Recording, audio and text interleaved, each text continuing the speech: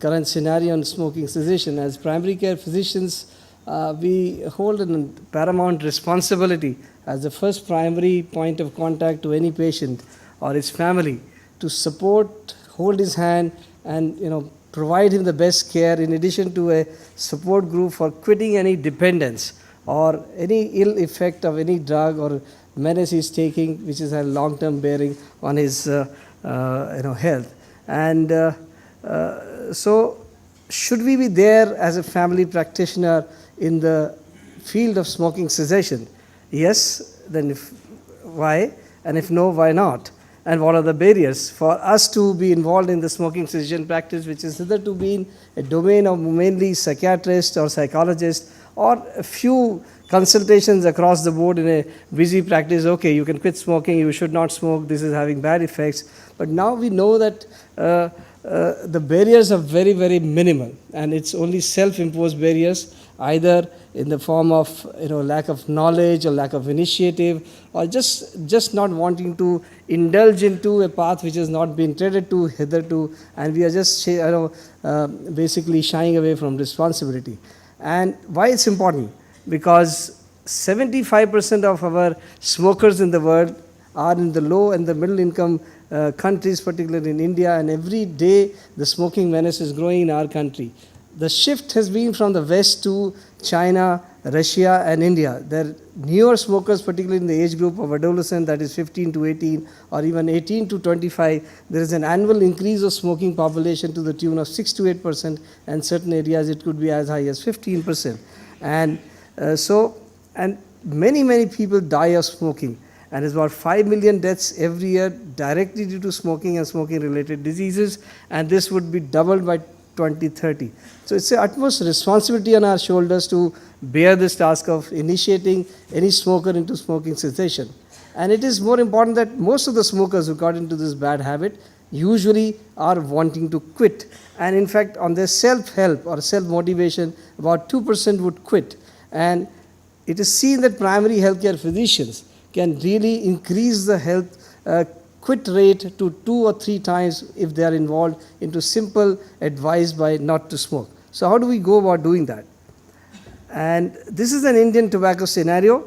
About 1 million Indians die per annum because of smoke, and the Indian tobacco market is valued at 22,000 crores. And mind you, only 0.5% of this goes into smoking cessation programs, either by NGOs or by the healthcare authorities, or even initiative by private organizations or our self-care support group. So it's an increasingly responsibility scenario that we must take and help the youngsters to avoid quitting smoking. What is important, we must realize a certain background knowledge what smoke or a cigarette contains. It has about 600 ingredients and 4,000 chemicals, and 50 of these chemicals are carcinogenic. And many of them you would not even have heard of, like many of them have pesticides, hydrogen cyanide, and certain metals, benzene and naphthalene, which is found in naphtha balls. So it's amazing to learn. Once you learn, they are more motivated and committed to tell the patient across, look, these are the substances which are smoking and inhaling into the lungs and putting them into the system, which are not very, very healthy and cause so many diseases.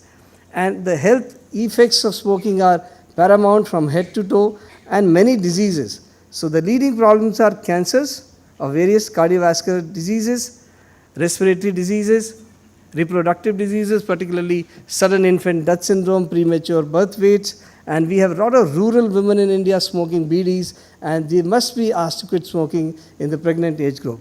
And also others like osteoporosis, cataract, macular degeneration. And if you go to the list of various diseases which are going to be responsible for about 70% of deaths by 2020, about 7 diseases in the prime 10 diseases are related to smoke. And if starting from cardiovascular diseases, respiratory diseases, COPD, cancers, and various other respiratory infections. So if we initiate a quit smoking program, we're going to do a lot of benefit to our patients and to the community, decrease the healthcare costs, and decrease hospitalization and morbidity and mortality. And nowadays, if you see a change in the scenario in anti-quitting or quitting smoking programs, that the smoking kills agenda has been added to all the banners, where it used to be said that smoking causes cancer, can be injurious to health. Now it says smoking kills. So the government also is realizing the bad effects of smoking, the burden of the healthcare system. So it's more open, advice to the patients or the persons who are smoking that you must quit. And there are other reasons to quitting smoking, rather from getting bad into the health system or getting bad diseases which are partially treatable or invariably lead to early mortality. You set a very good example for your children and the family and the people around you. You save a lot of money, and you have other things to do. Well, you save on energy and you save on life insurance policies, and the cigarettes do not control your life. And in addition, what are the various health effects of smoking? Within 6 hours of smoking, your heart rate and blood pressure settles. In the day, all of the nicotine is out of the system. Within a week, you start feeling better in taste and smell. And within 2 months, you're coughing and wheezing less. In 6 months, your lungs are working better. In 1 year, you are breathing easier. In 2 to 5 years, the risk of heart attacks and stroke have come down. And 10 years, the risk is much lower. And after 15 years, risk of heart attack is totally gone, and the stroke is gone, and you're as normal as any given normal person, a normal human being, or the normal population. And this is basically the green roadmap to good health after quitting smoking from 60, you can say from 20 minutes to 15 years down the line smoking. So whenever you are advocating a word of anti-smoking, you must put this placard in front of the patient. Look, what are the benefits of quitting smoking? So it's an immediate impact that I'm going to get better. And then on top of that, the life expectancy also increases. If there are up to 10 years of life expectancy increases if you quit at 30 years, and about 3 years if you quit at 60 years. So every moment of your life, every moment of having been smoked, if you quit, you are going to improve your lifespan and live happier. So that's important. Furthermore, there is a gross reduction in myocardial infarction after quitting smoking. So whenever a patient who is admitted with a cardiac event in the hospital is probably the most vulnerable and most easily approachable patient who comes to you, and you can give a better advice to these patients when they are admitted to quit smoking. So should be there as a primary care physician? Yes, you should be there, because as Mahatma Gandhi said, be the change you want to be. So unless you can not think about quitting smoking yourself, if you were a smoker or at least seen your people around smoking and help them quit smoking, you cannot advocate that. And many people, especially ignorant people, particularly most of the patients, will feign ignorance as if they do not know about what is smoking and what its effects can cause. And they will probably punish you or probably not believe in you for speaking the truth, but never apologize for being correct, for being years ahead of time. So you must advocate a policy of quitting smoking. So what is seen that a minimal intervention on part of a primary care physician can help increase the quit rates. And there are 2 questions you need to ask to the patients. Do you smoke? And have you considered quitting? Even this particular thing raises some suspicion or some thoughts in the patient's mind that something is going wrong with me, and why the doctor asked me this. Is there something wrong that the smoking is attached to, or something has already been seen by the doctor which is not going correct? So it is said that if you have a banner or a small poster in your clinic that is at the bottom of the pyramid, if you have a no smoking practice, there is a 2-fold increase in the chance that your patient will quit, and 1 out of 20 patients will agree to quit. And if you have a brief intervention with the patient or interaction of 1 minute, it increases to 3-fold. If you have 2 to 5 minutes, it increases to 4-fold. And if an intense intervention, dialogue with the patient or his family, the increase in quitting rate is as high as 5 to 7-fold. So even if you do not resort to big measures, it's a simple dialogue. It's a cordial dialogue of letting the know patient that what is wrong with you, how you have been doing wrong, and how things go on bad, and you already suffered some illness which is related to smoking. If you must to quit, and it increases the quit rate. So this is very important. You must remember this. So increase your dialogue time, or have your some primary healthcare worker or an assistant who can talk in some brief discussion before he comes to into your office that, okay, quitting smoking is important, you are smoking, it's not very good, and what are the effects with some play cards, some mortality data, so that will be very, very helpful for your patients to quit smoking. And just don't think about it, just do it. And it is said, a brief intervention increases the quit rate to about 2.5%, 1 quitter in every 20 patients. And if you combine this pharmacotherapy and other nicotine replacement therapy, the numbers of to treat would go down, to quit smoking. This is very, very important. So what we can do, we must identify all smokers in our practice and offer those motivated help to quit and advise them briefly what is the benefits of quitting. Because majority of the smokers ultimately want to quit, and thus they will all try themselves, but only self-help is only 3 to 6% quit rates in 1 year. And they would make 3 to 7 attempts before they are usually quitters. So you can aid on to that, and they can quit in 1 or 2 attempts if you are good counseling with replacement therapy and also with pharmacotherapy. So what are the essential aspects of quitting smoking clinic? There are 5 A's. You must ask whether the patient is willing to quit. You must assess what is the nicotine dependence. How would you advise them? Whether you want to assist them by way of pharmacological therapy, behavioral therapy, and certain good advice, and then arrange for a follow-up and relapse if they do not do well on this kind of advice. So this is an algorithm. It's a busy slide. You can go through. It's available on the net. And this has been simplified by the New Zealand support group of cessation, that you ask about tobacco use at every visit. It's important not to forget how much this person is smoking, and always assisted with a brief advice, and you have to have a cessation support. So it's ABC of smoking cessation, very easily said.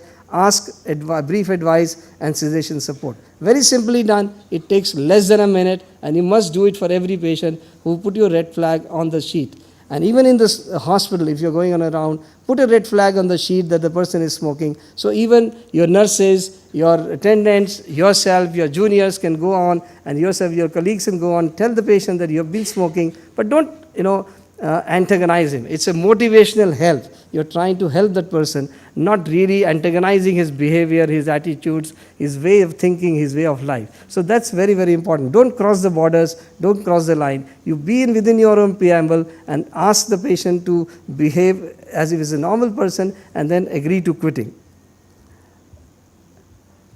But there are people who are not willing to quit. So there is a motivation, and you must tell them again what is the relevance of quitting, what are the risks involved if he doesn't quit, and what are the rewards and the benefits, and what are the roadblocks, and there has to be repetitive dissemination of information for them to quit.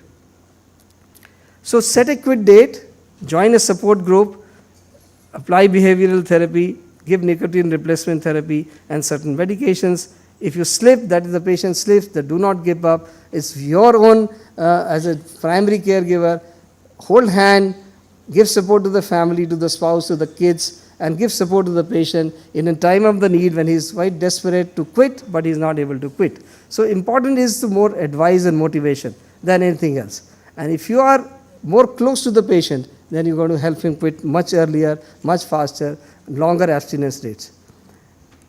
So basically important is cut down the cigarettes slowly over a period of 2 to 4 weeks to apply a quit date program, and should know your triggers. The patient should know the triggers, and they should avoid these triggers, that is first smoke in the morning, after a meal, while driving, taking alcohol, in a group, using other drugs while the patients are bored or not usually occupied, and during stress. Very important. Most of the smokers are a little bit stressed, and if you go into a behavioral study with them, about 10 to 15% of patients do require behavioral counseling in addition to motivational support system. So help them quit smoking and get over their other psychiatric problems. So normally we have a CO analyzer, that is carbon monoxide analyzer, and if the patient breathes into it, it gives you the number of carbon monoxide particles in the breath, and that helps reinforce that your lungs are bad, they're producing obnoxious gas, and you should quit because this is going to hurt you in the long run. The initial counseling session could be 45 minutes, it could be weekly sessions, it should have a support literature. At 1 month, cessation is validated by expired air CO test and also by various self-questionnaires. And non-smokers at that point should return at 3 months. So it is said that when is the time period for relapse? Usually it is a 1 month or 3 months. That is most important. 1 month or 3 months to 4 months requires a reinforcement. That patient should come back to you again, or you should have a system to call back him and reinforce whether he's smoking or not smoking. That's important. And In addition to that, the various pharmacotherapy, we'll come about that later. But what is important is again the support in terms of withdrawal syndrome, if he gets some withdrawal. And what are the various effects the patient may get? Is the irritability, just 2 minutes, insomnia, increased appetite or weight gain, dysphoric, restlessness. And you should be there to basically support, and they should be asked to drink water, deep breathing, do something else, that is exercise, delay acting on urge of the smoke. And if you are worried about weight gain, it is not usually so, and if you slip, you can come back. If you relapse, there is always a support system. So you can decide on various nicotine replacement therapy, Zyban and Chantix or Champix, which is a different scenario. As a primary care physician, it is difficult to delve into each therapy, but there is a roadmap to what you can do with various therapies which are available. And there is a beautiful program run by Patel Chess Institute, 1-day Sunday course which you can join as and become a smoking cessation expert, which tells you everything. And you can adopt that into your family practice or primary group practice, and you can form a group within your own people that, okay, you can have a Sunday clinic within 4 or 5 physicians together and get people to come to your clinic and get the support for smoking, anti-smoking. Sorry.